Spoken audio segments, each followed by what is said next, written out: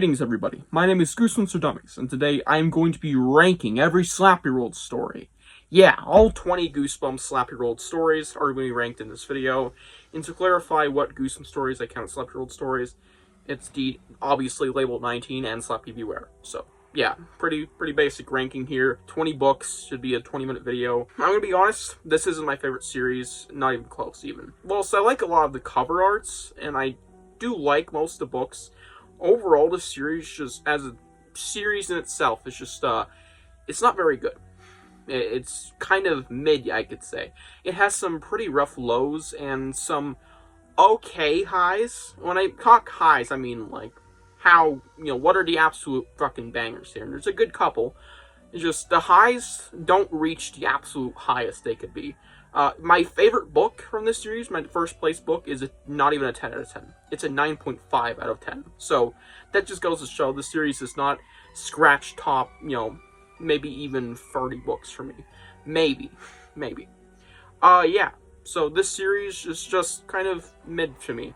And now ranking it, I can see why. Because a lot of books are in the same area of, rating category. Between 6 to 8 out of 10. So, yeah. Which is pretty sad. But nonetheless, let's just dive in with my least favorite book in the SlappyWorld series, Haunting of the Stars. This book absolutely sucked. It is not very good at all. It has this stupid alien planet, and it's not kids' horror stupid, it's just complete babyish. Not even a kid would like this, or a little kid. Unless, it's particularly what they're interested in, which definitely wasn't what I was. And I like alien horror or alien stuff. This just did not work. It was too goofy, too stupid. The plot was not there, and there was a lot of, filler and really annoying segments. And this story just had nothing going for it from not beginning, because I think the beginning's kind of strong, but around page 30 to the end. And why I say the ending's pretty bad too. Yeah, this book sucks. Sucks so much. And it is my third least favorite Goosebumps book as of now, of all time, of the 200-something. Yeah, it's that bad. Now moving on to number 19 in my ranking, we have Night of the Squawker. This book is also really bad, because it's so bland. There's no original flair, and it's just a shitty version of a story we've seen a bunch of times, and this book just portrays that to its absolute lowest point. It's a fine trope. We've seen it a lot, and it's been done well. This one does not do well at all. And yeah, it just got some really bad characters and a really lackluster story. So don't pick this one up. It's bland and pretty bad. Now moving on to number 18, we have Attack the Jack. Man, the first chunk of this book was really strong, and then it just absolutely deteriorated, especially when we got around to the banana plantation shit. This book sucks so much. It is one of the worst Goosebumps books of all time. It used to be a top 5 worst, but it's now top 10, maybe 20 area, just because I've seen a lot more books that I also don't like in the past year since I reviewed this. Yeah, this is a very rough one. Do not read this one unless you're interested in strange pirate fantasy. It's just not good, and barely feels like a Goosebumps story. Moving on, we have Monster Blood is Back.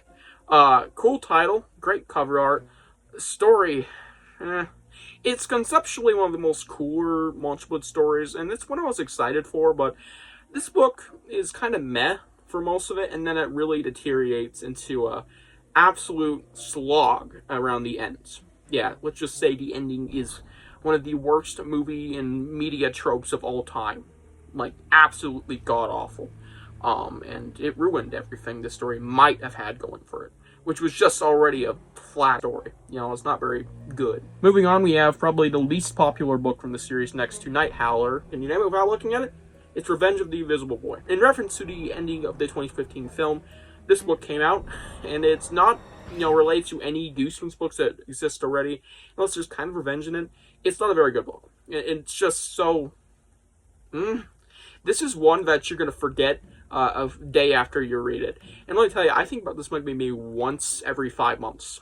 Yeah, I haven't thought about this book in at least 2 months until I, picked it up today for the ranking. This is not a good one. Do not check this one out. Next up, we have the hottest take on here. Y'all are gonna absolutely hate me. And that book is gonna make y'all hate me. Is It's Alive, It's Alive. I know. It's unbearably low. Oh, it's low. But why? It's overrated as shit. Yeah, I'm not gonna lie to y'all. I do not really like this one.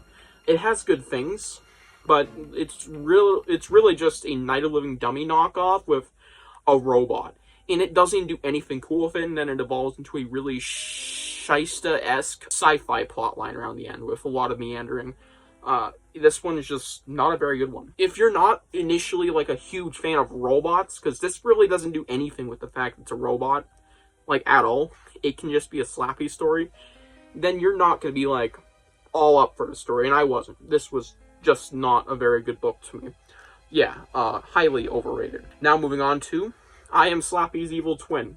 Might be a hot take being this low. Yeah, this book, it does exactly what you expect. There's two Slappies.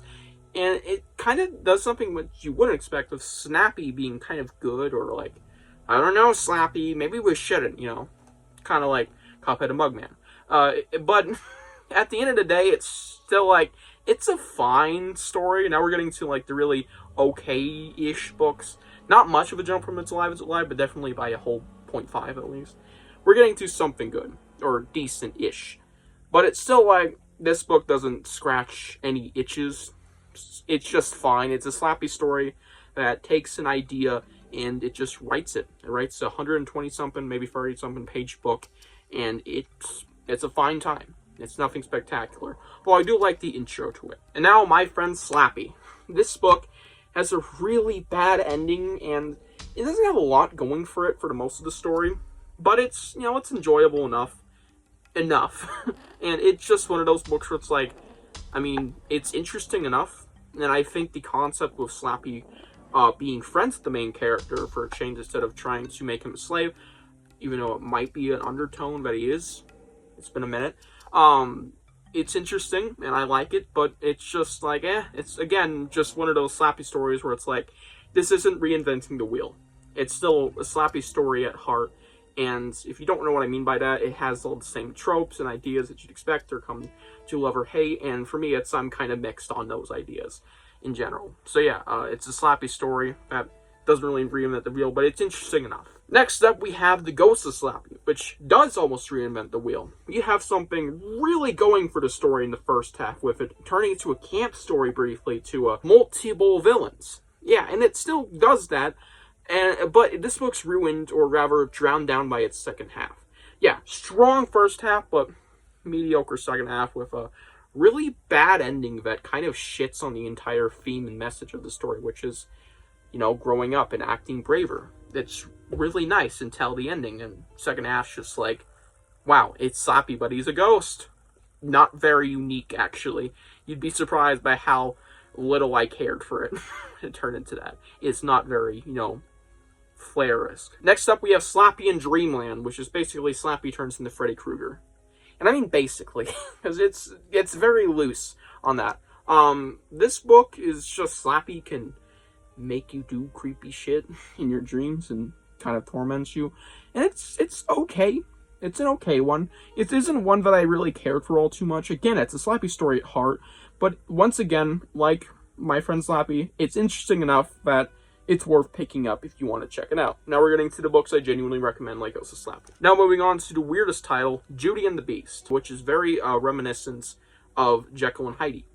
So, yeah, this book, it's fine. It's got a decent mystery. It's got a nice reveal at the end, overall. It's kind of mixed, but I like it in general, of what's going on here. It got a unique setting, and I just generally found myself like, it's decent. Read it. Now moving on to some of the better Slappy stories. I mean, these are really good ones overall. Diary of a Dummy. This book is not really changing the wheel in a way you expect, because you'd be like, oh, Slappy's diary. They're going to find out a lot of crazy things, and they do, but it's not entirely just about Slappy's diary. It's more of a treasure hunt story. They learn about this thing called the gold, and it's keeping the story interesting, and I feel like this is one of the more intriguing Slappy stories to actually kind of do something different, because it does its immediate thing, Slappy, causing chaos, and I think that's some really good stuff there. and it's got unique ideas thrown in here, like a dump. This character's father works at a dump, and there's some kind of sad backstory. But it's also like, then again, it's a Slappy story at heart. Once again, but it's one that I genuinely found myself, oh, this is actually pretty nice. And when you actually get to the ending area, it's like, oh, this is really cool, and I like what we're doing here, because it's introducing new characters and ideas, so yeah, it's a new Slappy story-ish. One I do genuinely recommend, though. Now for the absolute most normal Slappy story on this list, Slappy Birthday to You. This is the start of the SlappyWorld series, and it's okay. I know it kind of displays the last one, should we be moving up, but, I mean, this one does everything right, for the most part. It has a nice giant twist, and I found myself really liking that area of the story. You know, the back half of this book is like, oh, this is pretty nice. But the first half's just kind of, okay. More saved by its back half, and I really like the ending. It's nothing spectacular, and it's been done before, but it's also like, yeah, I mean, the literal first Living Dummy book did the exact same ending, so just to give you an idea, just this one's kind of reversed roles. But yeah, it's just like, it's mid in the first half, but really good in the second half. Or at least the final third, I think. Next up, we have the only non-SlappyWorld labeled book, Slappy Beware. This was the final one I had to reread, because yes, I've read this twice now. It's got great things going for it. I think the opening segment's great, and the middle segment's really good. It has some solid characters.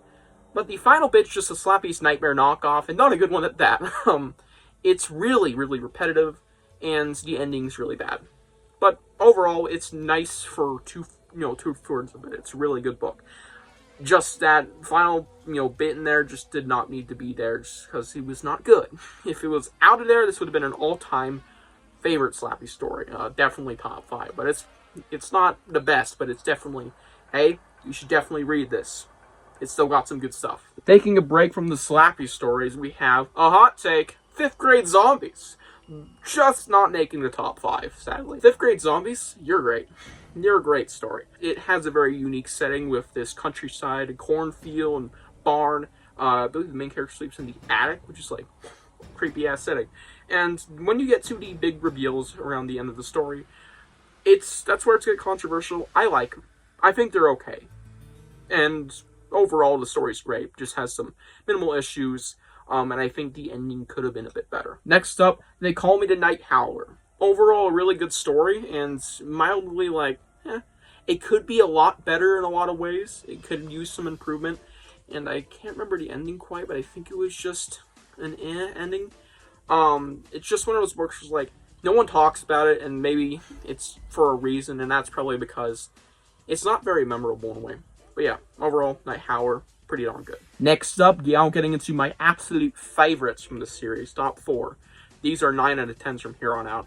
We have Fright Night, in reference to the, vampire film called Fright Night, which I prefer the vampire movie, but still, Fright Night. This is good. This is really good stuff. It makes a very unique idea that I've never seen before, with this school monster in the basement, which is like, what?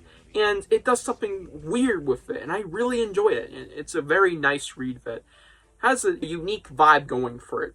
So yeah, definitely pick this one up. Next up, we have the absolute fan favorite from this series, without a doubt, Dummy Meets the Mummy.